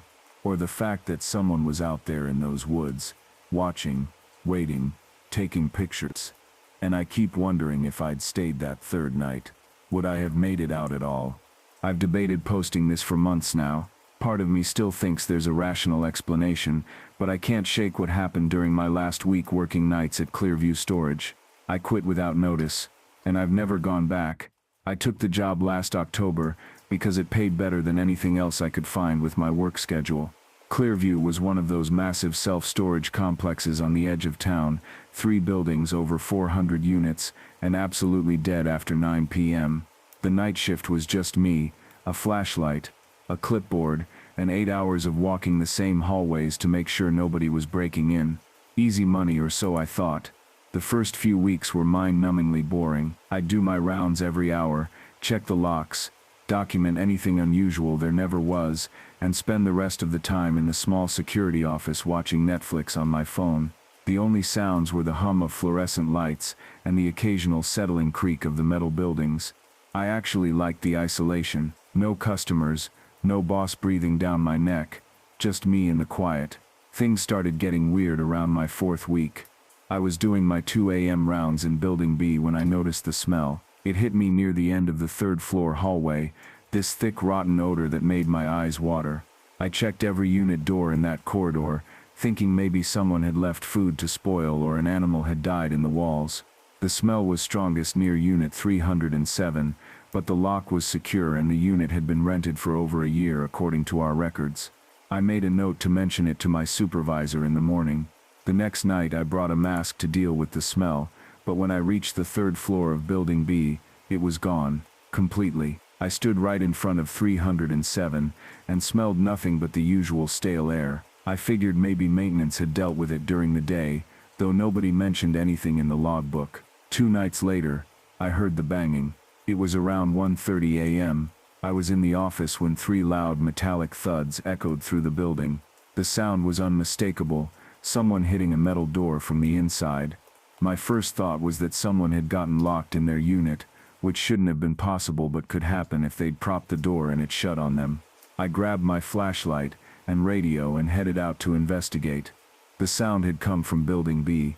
As I climbed to the 3rd floor, my footsteps echoing in the concrete stairwell, I heard it again, 3 deliberate bangs, evenly spaced. I reached the 3rd floor hallway and stopped. The sound was coming from Unit 307. I stood there in the fluorescent lit corridor, listening. Nothing. I approached the unit slowly, my flashlight beam bouncing with each step. The lock was secure, same as always. I knocked on the door and called out, asking if anyone was inside. Silence. I pressed my ear against the cold metal and heard nothing but my own breathing. I documented it and continued my rounds, but I couldn't shake the feeling that something was off. The hallway felt different that night, colder, like the air conditioning was blasting though it never ran that hard. I finished the round faster than usual. The banging happened again the next 3 nights. Always between 1 and 2 a.m., always 3 knocks, always from 307. Each time I'd rush to investigate, and each time there'd be nothing, just that locked unit and the oppressive silence afterward. I started checking the rental records obsessively. Unit 307 was registered to someone named M. Dreher. No phone number on file, which wasn't unusual for customers who wanted privacy. The unit had been paid through the end of the year via automatic bank transfer. On my 8th night dealing with this, I decided to call my supervisor. It was around 1 a.m., and I was sitting in the office, dreading the sound I knew was coming. I explained everything. The smell, the banging, the weird feeling. He sounded annoyed that I'd woken him up, but said he'd check the master key records, and maybe open the unit during business hours to inspect it. Then he told me something that made my blood run cold. "There is no Unit 307 in Building B," he said. "That building only has 275 units. The numbers go up to 275, and then stop. You sure you didn't mean 207? I pulled up the floor plan we kept in the office. He was right. Building B had 275 units, across 3 floors. There was no 307, but I'd been standing in front of a door marked 307 for over a week. I told him this, and there was a long pause on the line. "Walk there right now," he said. "I'm staying on the line." I left the office with my phone pressed to my ear, my other hand gripping the flashlight so tight my knuckles ached. The walk to Building B felt longer than ever. I climbed to the 3rd floor and made my way down the hallway where I'd seen the unit. My supervisor was silent on the line, listening. I reached the spot where 307 should have been, about 3/4 down the hallway on the left side. There was no door, just a blank wall between units, 275, and a utility closet. The wall was the same painted concrete as the rest, no seams, no indication a door had ever been there. I ran my hand across it, solid and cold. "There's no door here," I whispered into the phone. My supervisor's voice was tight. "Get back to the office. Now, don't go back to that floor." But before I could turn around, I smelled it again, that rotting smell, thick and suffocating, coming from the wall itself. And then from behind the concrete, I heard them. 3 slow, deliberate bangs. Knock, knock, knock, knock. I didn't wait. I ran. I took the stairs 2 at a time, burst into the office, grabbed my keys and left. My supervisor was still on the line, shouting questions, but I hung up. I drove straight home, texted him that I quit, and never went back for my last paycheck. Here's the thing that keeps me up at night. I looked up M. Dreher after I got home. There were articles from 6 years ago about a night security guard named Marcus Dreher, who went missing from Clearview Storage. He was last seen starting his shift, They found his car in the parking lot, his belongings in the office, but no trace of him. The case went cold. The articles mentioned that before he vanished, he'd reported strange occurrences to management, unexplained smells and sounds coming from areas of the building that didn't match the floor plans. They dismissed it as stress or pranks. His body was never found. I don't know what Unit 307 is, or why I could see it when it doesn't exist on any blueprint. I don't know if Marcus Dreher is still in there, somehow, or if something else is using his name. But I know those bangs weren't random. They were measured, deliberate, like someone counting, or keeping track, like someone trying to remember they still exist. I drive past Clearview sometimes on my way to my new job. Building B looks the same from the outside. I wonder if the new night guard hears the knocking. I wonder if they've seen the door. I hope they're smarter than I was. I hope they don't knock back. I've never told anyone this story before. Not my friends, not my family. I think part of me was afraid they'd dismiss it as paranoia or anxiety, and another part of me just didn't want to relive it. But I've been carrying it around for 8 months now, and I need to get it out. Last September I decided to hike the Ridgeline Trail about 2 hours north of where I live. It's a moderately difficult trail, about 7 miles out and back, with decent elevation gain. I'd hiked it once before with friends, and wanted to try it solo. I'm a pretty experienced hiker. I know the basics, I carry the right gear, and I always tell someone where I'm going. That day I texted my roommate the trail name and said I'd be back by 6. I started the hike around 1 in the afternoon on a Tuesday. The parking lot was nearly empty, just my car and an older Ford sedan with mud caked on the wheel wells. Weekday hiking is usually quieter, which I prefer.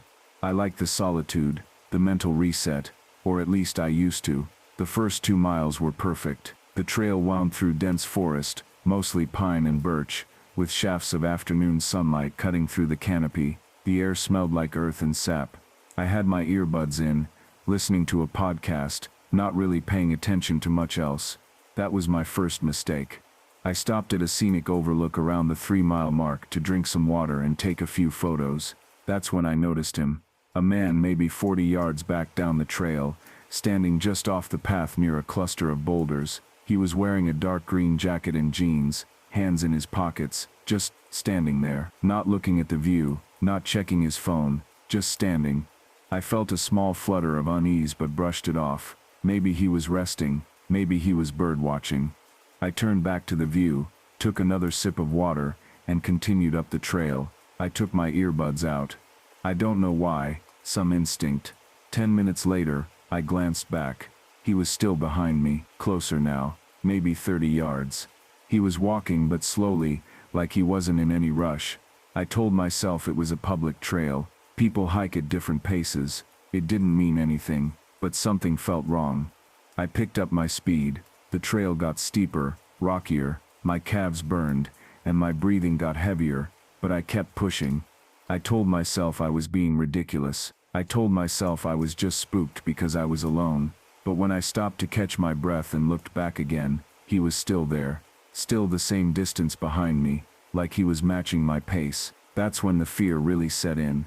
I reached the summit around 4 o'clock. There's a small cleared area, with a stone marker and a log bench. Normally I'd sit and enjoy the view for a while, maybe eat a snack. Not that day. I took one quick look around, no one else up there, and immediately started back down.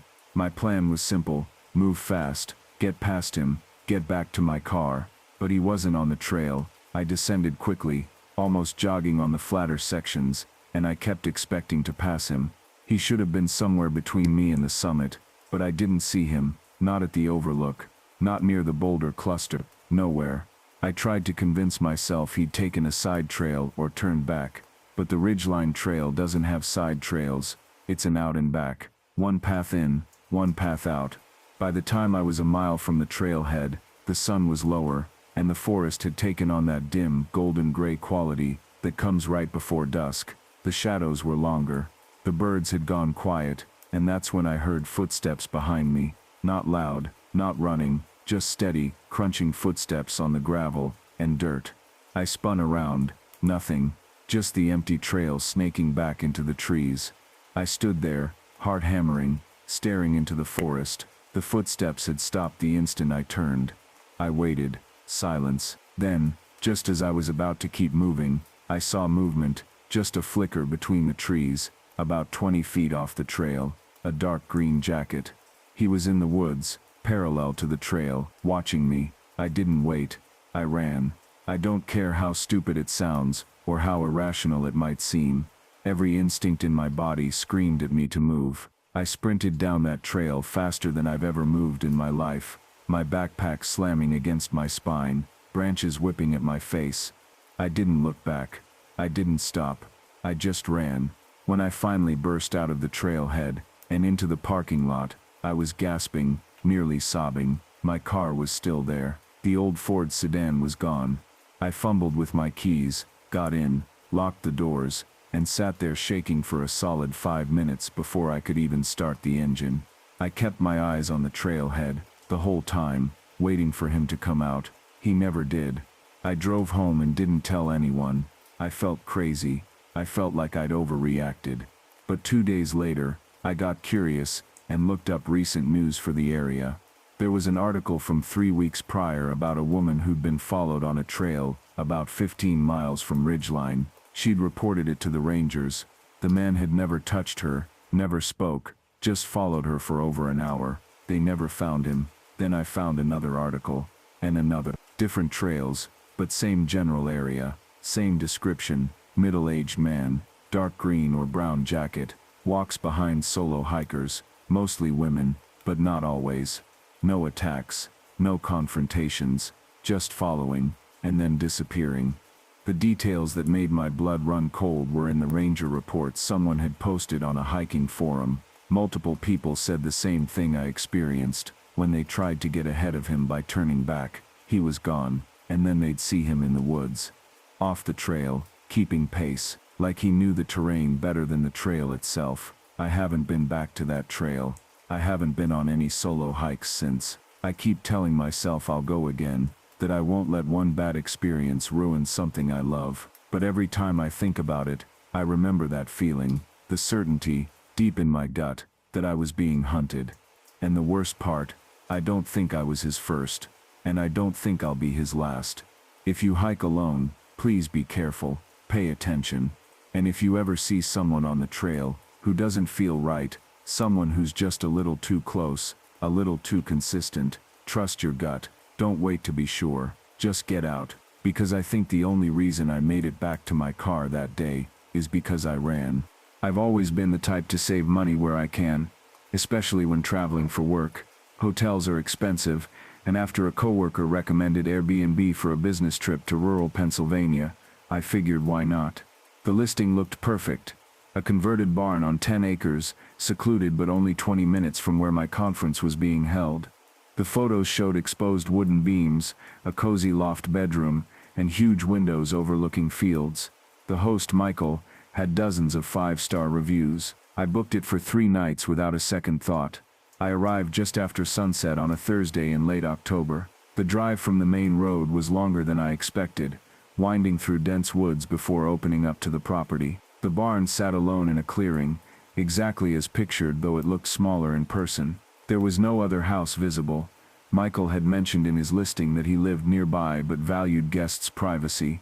A lockbox by the front door held the key, and I let myself in. The inside was nice enough. Clean hardwood floors, a kitchenette, a leather couch facing a stone fireplace. The loft bedroom was accessed by a steep wooden ladder. Everything matched the photos, which was a relief. I've heard horror stories about misleading listings. The only thing that felt off was how quiet it was. I'm used to city noise, sirens, traffic, voices. Here, there was nothing, just the occasional creak of the old structure settling. I made myself dinner, caught up on emails, and went to bed around 11. That first night, I slept fine. Friday was uneventful. I spent the day at the conference, came back to the barn around 7, and settled in for the evening. I noticed something odd while making coffee that morning.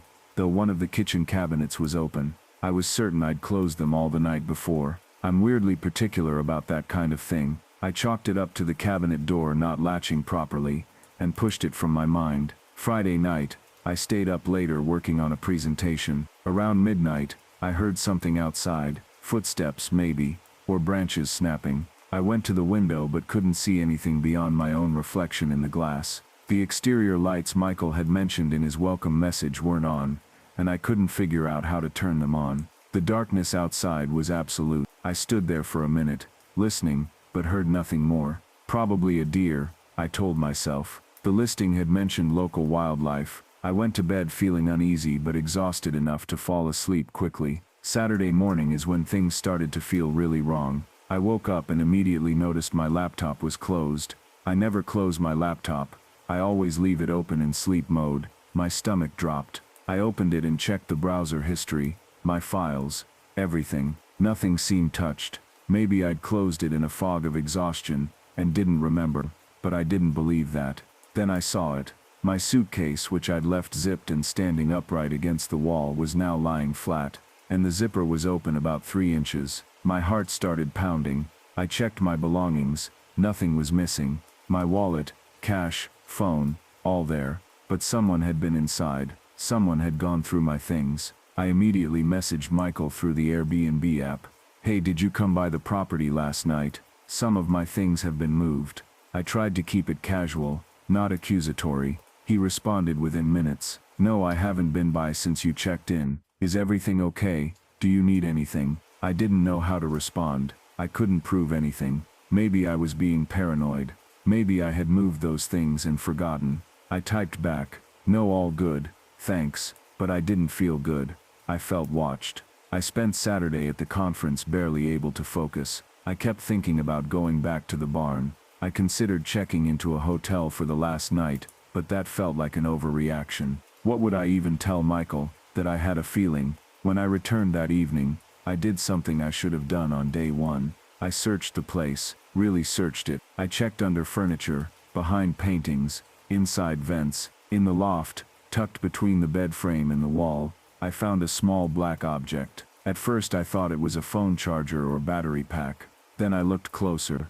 It was a camera, a tiny wireless camera, lens pointing directly at the bed. I felt like I'd been punched in the chest. My hands were shaking so badly I almost dropped it. I looked around the loft with new eyes, suddenly aware of every shadow, every corner. Were there more? I found the second one in the bathroom, hidden inside a decorative wooden box on a shelf, positioned to face the shower. The third was in the living room, tucked into a bookshelf with a view of the couch and kitchenette. I wanted to scream, I wanted to run. Instead, I packed my bag in under 5 minutes, threw everything into my car, and drove. I didn't stop until I reached a chain hotel 30 miles away. I sat in the parking lot for 20 minutes, shaking, before I could even walk inside to book a room. I reported Michael to Airbnb, immediately attaching photos of the cameras. I filed a police report the next day. The cops said they'd investigate, but warned me that cases like this are hard to prove. If the host claims the cameras were for security purposes,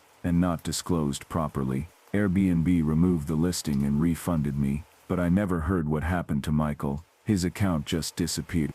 Here's the part that still keeps me up at night. When I got home and checked my laptop more carefully, I found a folder I didn't recognize in my downloads. It was created Friday night, around the time I'd heard those footsteps outside. Inside were 3 video files. They were recordings of me, sleeping in the loft, showering, sitting on the couch. He hadn't just been watching remotely, he'd been inside the barn while I was there. He'd accessed my laptop, probably while I was asleep, and copied the footage onto it.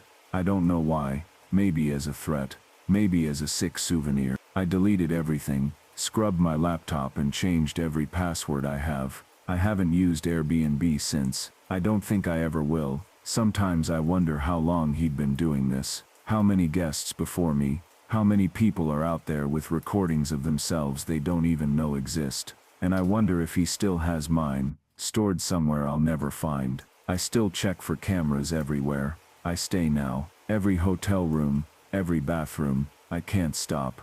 Because I know now that the places we think are safe, the places we pay to sleep and shower and let our guard down, they're not always ours. Sometimes someone else is watching, and they're much closer than you think.